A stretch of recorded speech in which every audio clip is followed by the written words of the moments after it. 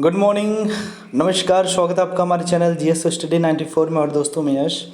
और जैसा आप लोग जानते हैं कि जनसत्ता और दैनिक जागरण का जो राष्ट्रीय संस्करण का जो एडिटोरियल जिसे आप संपादकीय के नाम से जानते हैं उसके बारे में हम डेली विचार विमर्श करते हैं, उससे रिलेटेड उसके रिगार्डिंग हम वीडियो बनाते हैं। और उसके बाद जिस तरह से आप लोगों की प्रतिक्रियाएँ आती हैं उसके माध्यम से मुझे भी कुछ सीखने को मिलती हैं। और जिस तरह से आप हौसला अफजाई करते हैं बहुत खुशी होती है।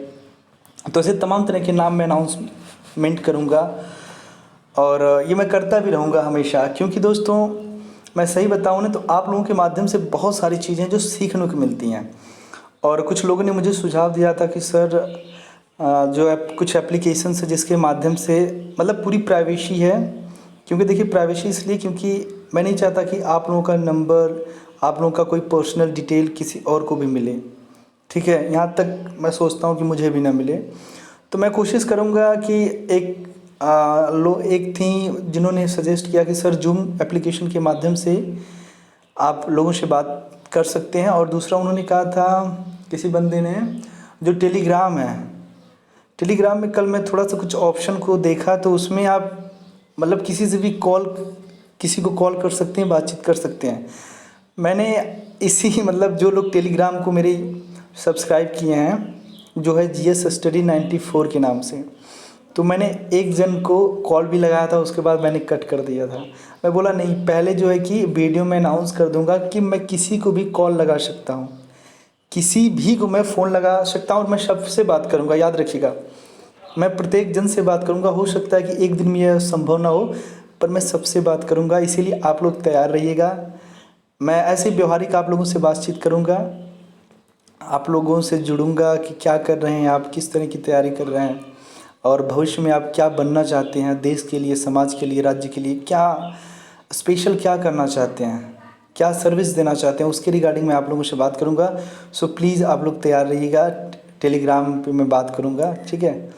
तो अब चलते हैं उनकी तरफ जिन लोगों ने अपनी प्रतिक्रियाओं के माध्यम से अपने विचारों को, अपने भावों को प्रकट किया था, और उसके लिए मैं तहे दिल से स्वागत करता हूं। और इस लेख से या मेरे द्वारा कोई भी गलती अगर आपको लगे तो आप कमेंट बॉक्स में जाके बोलिएगा, मैं सुधारने की कोशिश करूंगा, क्योंकि मैं भी आपका भाई हूं, आपका मित्र हूं, जो आप लोग समझें। इसलिए त्रुटियां जो गलतियां सबसे होती रहती हैं। कभी कभार क्या होता है कि आप लोग भी कभी कभार आपको महसूस होता है कि नहीं आज मेरा दिमाग बहुत अच्छा, तो कुछ अच्छा किया जाए। मेरे पास भी तमाम तरह की समस्याएं भी हैं, खुशियां भी, सब हैं।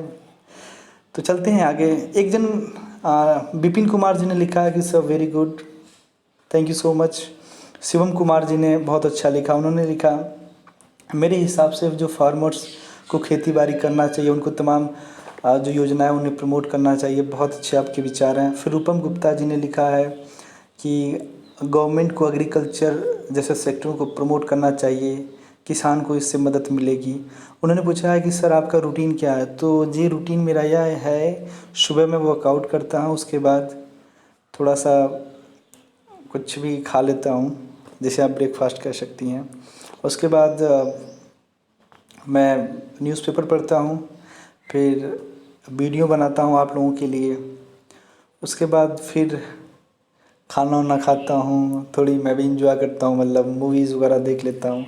फिर बैठता हूँ पढ़ने के लिए 3-4 घंटे खाना वाना खाने के बाद। फिर दोपहर में 1-1.5 घंटे सो जाता हूँ। फिर उसके बाद मतलब घर के कार्यों में सहयोग, जो भी व्यवसाय बिजनेस है उन कार्यों में सहयोग देता हूँ। फिर रात में पढ़ाई लिखाई होती है। यही चीज़ें हैं, मेरी रूटीन है।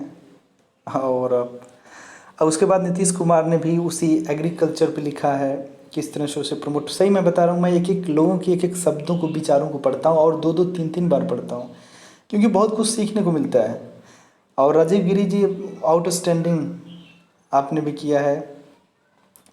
और जो नागर एकेडमी है वो भी आउटस्टैंडिंग है। आप लोग नीतीश जाटव हैं, जिस तरह से आपने अपने व्यूज़ दिए हैं, पॉइंट ऑफ व्यू, जो आपके विचार हैं, मैं बार बार कहता हूँ कि आप लोगों को भी जाकर इस चीज़ को देखना चाहिए। ठीक है, और आप लोग भी इनके प्रतिक्रियाओं को कोट कर सकते हैं, अपनी बातें यहाँ पे रख सकते हैं। तो दोस्तों हुआ अब चलते हैं आगे। यहाँ लिखा है कि निराशावाद कमजोरी की ओर ले जाता, आशावाद शक्ति की ओर। तो एक बात अपने जीवन में याद रखिएगा, कभी ये मत कहिएगा ये मुझसे नहीं हो पाएगा। एक फिल्म आई थी माउंटेन द माझी, ऐसे कुछ, माझी द माउंटेन मैन करके। जो माझी व्यक्ति था दोस्तों, वो बिहार राज्य के थे। वो उनके अंदर कोई उनसे सीखे कि आशावाद होता क्या है। उनकी बीवी, एक मूवीज़ में दिखाया भी गया उस घटना को, उनकी बीवी उनके लिए खाना लेकर आती है तो पहाड़ से वो गिर जाती है, उनकी मौत हो जाती है। उसके बाद वो बंदा तकरीबन 22 से 26 साल तक मात्र छीनी हथौड़ी से उस पत्थर को धीरे धीरे तोड़ते तोड़ते 26 साल या 22 साल के अंदर वो तोड़ के एक मार्ग का निर्माण कर देते हैं। और जो भी आज गुजरता है वो यही कहता है, प्यार की निशानी तो ये है। जो अकेला व्यक्ति उस पहाड़ से लड़ गया, उसका सीना चीर दिया और वो बोला कि अब दोबारा कभी भी इस पहाड़ से कोई गिर के नहीं मरेगा। तो ये आशावाद होता है। You have to think about positive always, remember, ठीक है। ये नहीं कि मुझसे नहीं हो पाएगा। लोगों ने क्या क्या कर दिया यार, और हम लोगों से क्यों नहीं होगा। बस आप उसके प्रति जो आपका वर्क होना चाहिए, जो मेहनत होनी चाहिए, वो सही दिशा में सही जगह होनी चाहिए, ठीक है। इसीलिए हमेशा पॉजिटिव थिंकिंग रखिएगा, निगेटिविटी हटा दीजिएगा। अब हम बात करेंगे नकारात्मकता का वायरस। तो आप इस कंटेंट को पहले समझिएगा कि इसमें हो क्या सकता है और होगा क्या। तो दोस्तों, इसमें हम बात करने वाले हैं कि नकारात्मकता का जो वायरस है, ये पूरी तरह से इस पे बेस्ड है कि किस प्रकार से कोविड-19 की वजह से तमाम जगहों पे जिस प्रकार से जाति, धर्म या अन्य समस्याओं के माध्यम से लोगों के बीच की दूरियां बढ़ा रही है।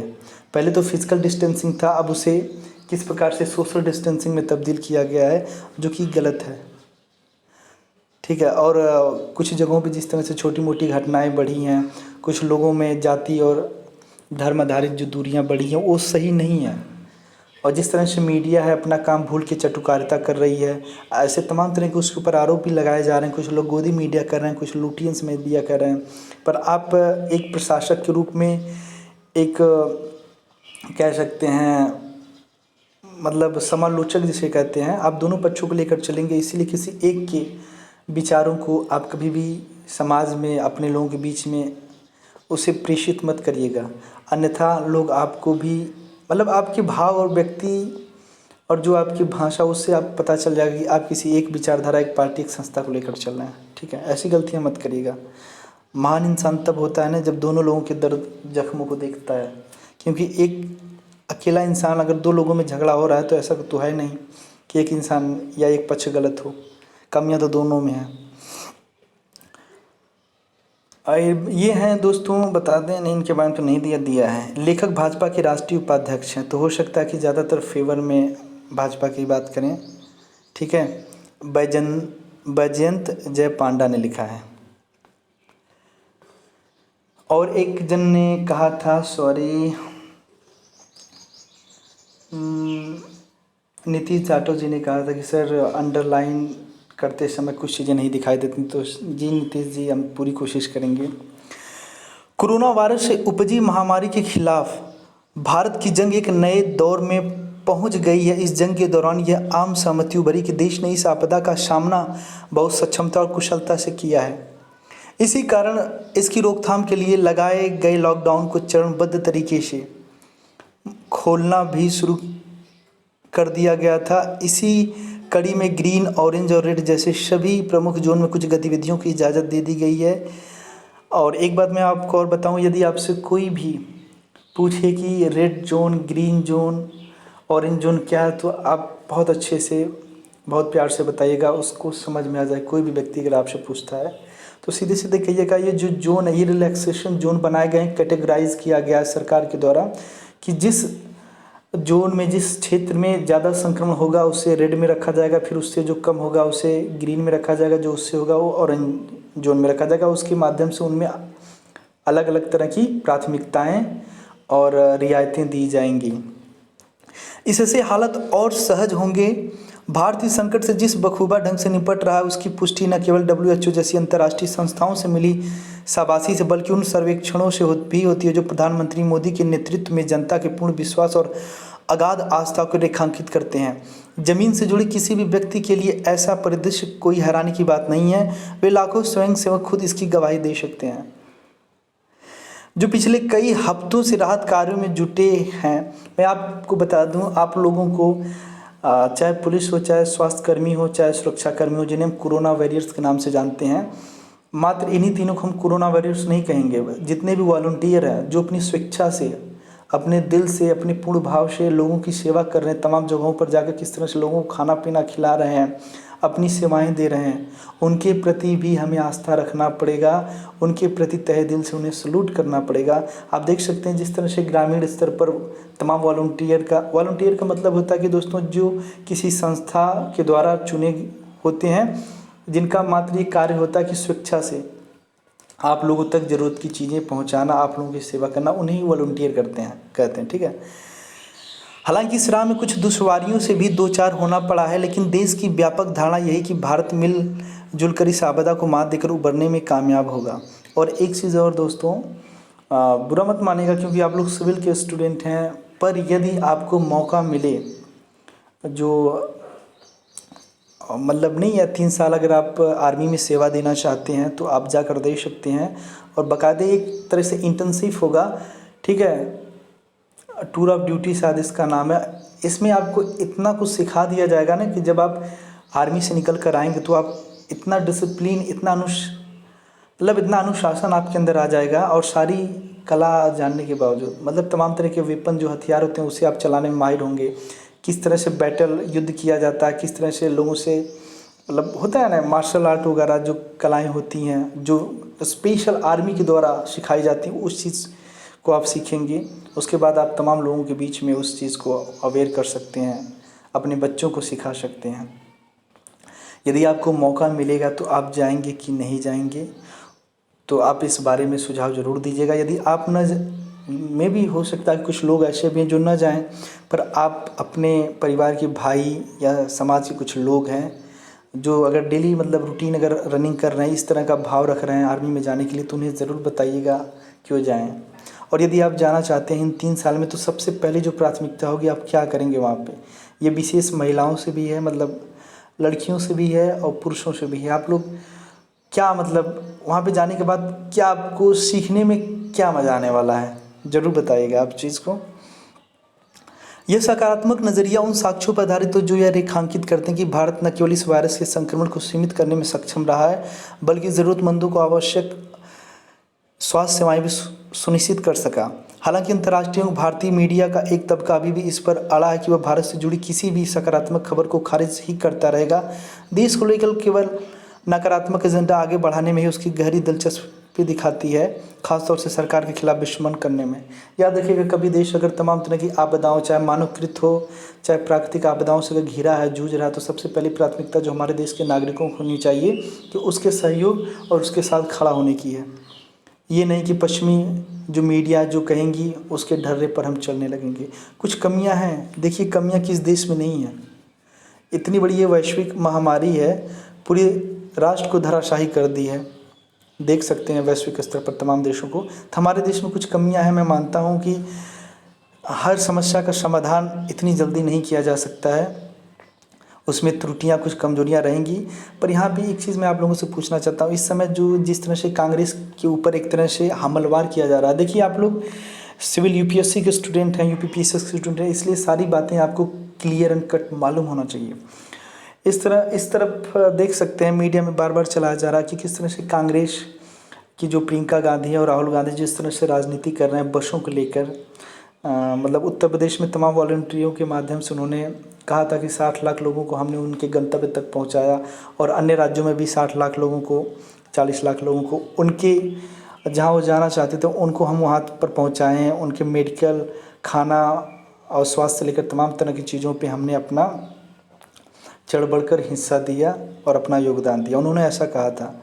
पर दोस्तों जो बस को लेकर एक राजनीति हो रही है कि किस प्रकार से राज्य सरकार के द्वारा अप्रूवल नहीं दिया गया, तो इस तरह उन्होंने कहा कि किस प्रकार से कांग्रेस कुछ न कर पाए। देखिए मैं आपको एक चीज़ बता दूं, कांग्रेस मान लीजिए विपक्ष में है, पर वो उसको आप नहीं रोक सकते। यदि वो महामारी जो भी चल रहा है वो किसी का भला करना चाह रही है, वो अलग बात है कि वो अपनी ज़मीनी स्तर मजबूत करना चाहती है, उसका जो उद्देश्य होगा, जो मंसूबा होगा, वो अपने पार्टी को निखारने की कोशिश कर रही, तो ये तो होगा ही भैया।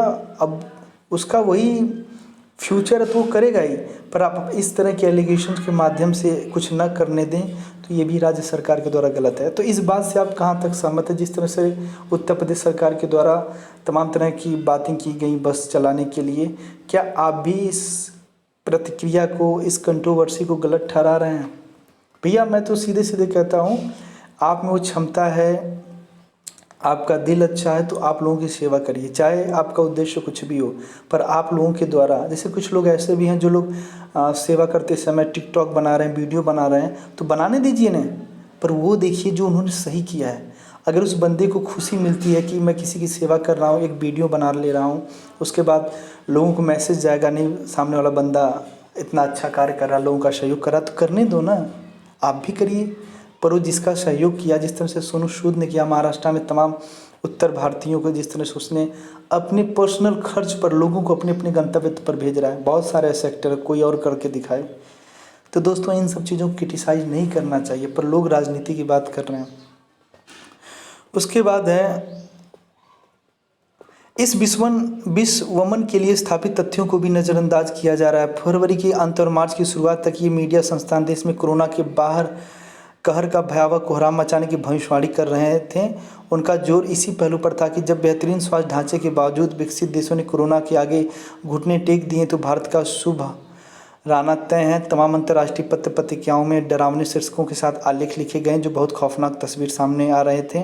जब संक्रमण के कम प्रसार के साथ ये अनुमान धराशायी होते गए तो तब के एक नया राग अल्पना शुरू कर दिया। मैं एक चीज़ पूछना चाहता हूँ, जिस तरह से पश्चिमी देशों में, चाहे ब्रिटेन हो, चाहे अमेरिका हो, इटली हो, उन देशों में कितनी स्थितियाँ भयानक थी। रोड पे जो है कि मातम पस रहा था, लाशें गिरी हुई थी, कोई उठाने वाला नहीं था। मतलब 1-2 किलोमीटर तक लाइनें लगी थी, जो कब्रिस्तान होता है उसके, ठीक है। तो ये तब मीडिया कहाँ थी? मतलब इस घटना को भी तो दिखाया जाना चाहिए था और उस पर रोना चाहिए था दुनिया के सामने। वहाँ पे मतलब आप किस तरह से भावनात्मक रूप से देश को जोड़ने की कोशिश कर रहे हैं, और हमारे देश में आप ये सोच रहे हैं कि देश की छवि को बिगाड़ा जाए, ये भी देखिए गलत है। उसने भारत में परीक्षणों यानी टेस्ट की कम संख्या को लेकर सवाल उठाने शुरू कर दिए, जबकि हकीकत उसके दावों की उलट थी। तो भैया अमेरिका की क्या स्थिति है?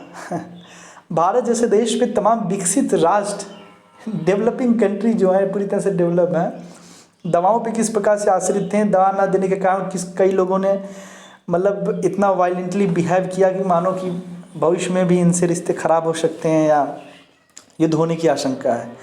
और आज ये लोग पूछ रहे हैं कि मेडिकल के मामले में क्या है। जिनके पास था उन्होंने क्या कर लिया? बताओ ना। मतलब ये बस आप लोगों को एक ज़रिया चाहिए कि किस प्रकार से भारत जैसे देश की जो स्थिति है, जो उसकी साख है, दिन पर दिन बढ़ती जा रही है। इसमें भी देखिए ये होता है ना कि वैश्विक स्तर पे क्या होता है, तमाम तरह के जो देश हैं, चाहे चाइना भी हो सकता है, पाकिस्तान भी होता है, वो कहते हैं कि चलो हम आपको पैसा पेड कर रहे हैं, आप भारत के संदर्भ में, भारत के संक्षेप में गलत लिखिए कि अन्य देशों में मैसेज जाए कि भारत इस समय गलत कर रहा है। तो यही चीज़ चल रही है दोस्तों।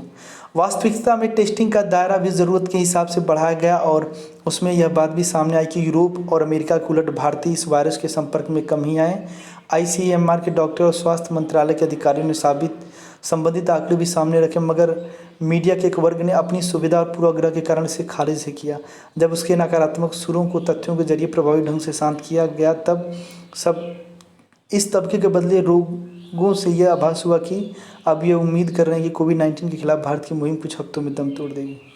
सही, कुछ दम तोड़ देगी। एक चीज़ मैं आप लोगों से जानना चाहता हूँ, सही बता रहा हूँ, यदि आप बताते हैं कि कौन सा एंकर है, कौन सा संपादक है जिसे आप टीवी में देखना पसंद करते हैं, या फिर कौन सा यूट्यूब चैनल है जो मतलब न्यूज़ के लिए आप लोग देखते हैं, चाहे टीवी में जो न्यूज़ चैनल आप देखते हैं, आप कमेंट में जाओ के ज़रूर अपनी प्रतिक्रिया दीजिएगा, थोड़ा मैं भी देखूं, ठीक है, क्योंकि उसी के माध्यम से कुछ चीज़ें मुझे पता चलेंगी।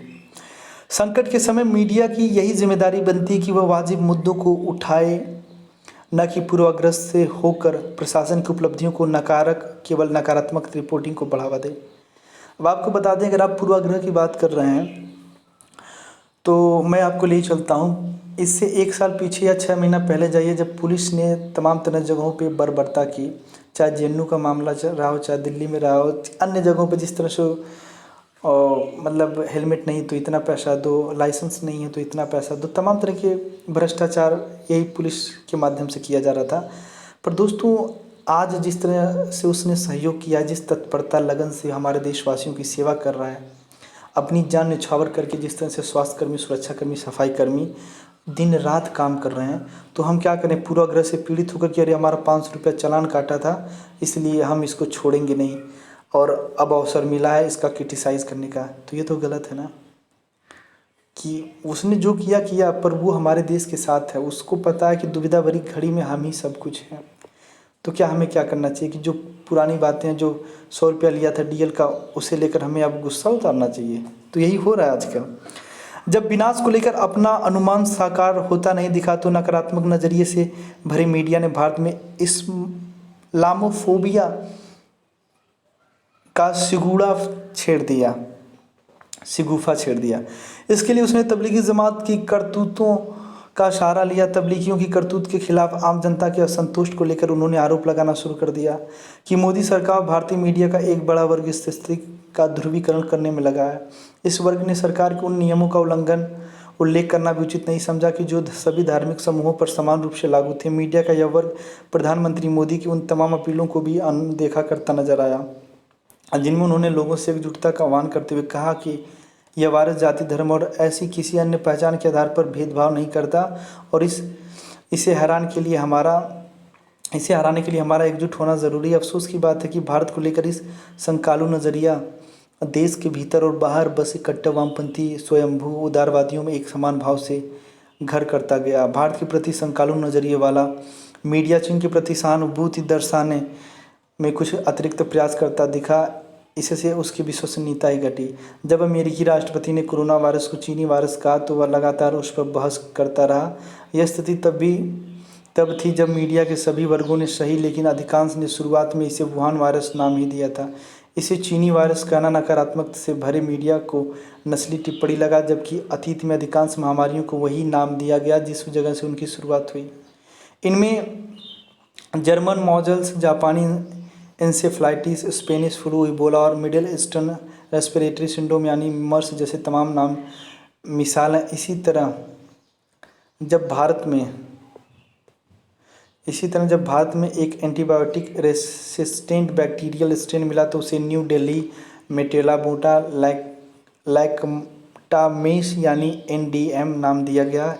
किसी बीमारी को बहुत से उसका नाम रखने की पुरानी परिपाटी के उल्टे कोरोना मामले में नस्लवाद का मुलम्मा चढ़ा दिया गया। एक बेहद बुनियादी तथ्य को अनदेखा कर अपनी विश्वसनीयता पर ही आघात कर दिया गया। एक ऐसे वक्त में जब महामारी से निपटने और अपनी अर्थव्यवस्था के कायाकल्प की चुनौती के लिए खुद को तैयार कर रहा है, तब मीडिया के लिए भी यह जरूरी है कि भारत से जुड़े विमर्श को संतुलित तस्वीर पेश करे। उसके लिए बेहतर यही हुआ कि अंतर्राष्ट्रीय स्तर पर जबरन भारत की छवि मलिन करने का कोई क्रम न करे। तो मैं आपसे बता दूं इस वीडियो के माध्यम से और जो भी जिस कंटेंट पे हम लोग विचार विमर्श कर रहे थे, जब कभी भी आपकी किसी व्यक्ति, किसी संस्था, किसी से भी विचार विमर्श हो, आर्ग्यूमेंट हो, डिबेट हो, तो आप इस बात को प्रमुखता और सख्ती से रखिएगा कि जिस प्रकार से आज के माहौल में, समाज में, देश में इस दुविधा और संकट भरी घड़ी में भी कुछ लोग मुनाफे की बात करते हैं, अपनी पार्टियों को प्रमोट करने की बात करते हैं, संस्था को प्रमोट करने की बात करते हैं, व्यक्ति विशेष को प्रमोट करने की बात करते हैं। ऐसे में जातिगत और धार्मिक आधार पर जिस प्रकार से भेदभाव किया जा रहा है, चाहे वो तबलीगी जमात रहा हो, चाहे वो वैश्विक स्तर पर अन्य मीडिया के द्वारा भारत की जो छवि बिगाड़ने की कोशिश की गई है, उसके बारे में ज़रूर आप बातें रखिएगा। और आज के लिए इतना ही। नमस्कार, धन्यवाद।